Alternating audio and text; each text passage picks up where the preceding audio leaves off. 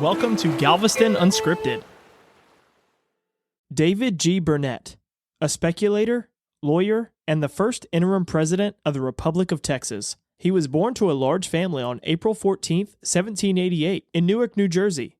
David Burnett grew up religious and straight edge. He didn't drink, curse, or chew tobacco. After years of trade missions and traveling from Louisiana to South America, Texas began to look appealing to Burnet. He came to Texas under a grant from the government of Mexico after giving up attempting to colonize Nacodoches. He arrived in Galveston Bay in April of 1831. Like many Americans in the 1830s, Burnet was seeking prosperity in Mexican Texas. Shortly after he had purchased 17 acres on the San Jacinto River, the Mexican government backed out of Burnet's original land grant. Around the time of Burnet's arrival, tensions between the Mexican government and the Anglo Texans were rising.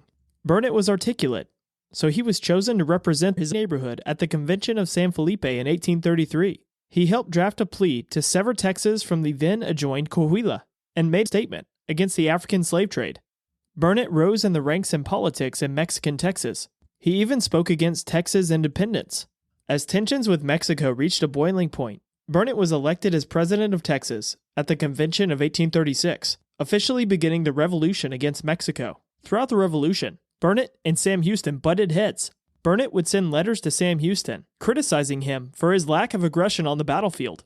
Although Sam Houston ended up strategically defeating the Mexican army and officially winning independence, among countless arguments and near fistfights, after the Battle of San Jacinto, Burnet refused to authorize a Texas Navy vessel to carry Houston to New Orleans after he was shot in the leg during the battle.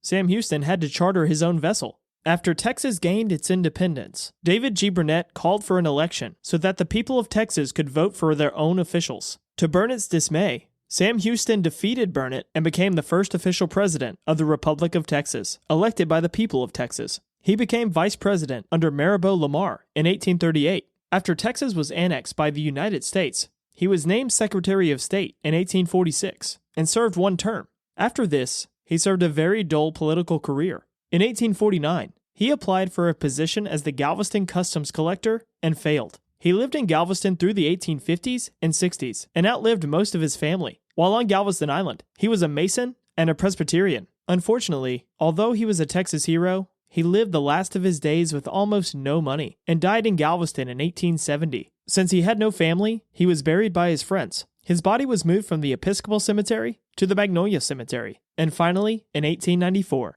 to Lakeview Cemetery in Galveston, where the Daughters of the Republic of Texas erected a monument to him as well as his lifelong friend, Sidney Sherman. His gravestone can be seen at Lakeview Cemetery while driving on Avenue T1/2. David G. Burnett, the first president of the Republic of Texas. For historic resources or more information, check out the episode description.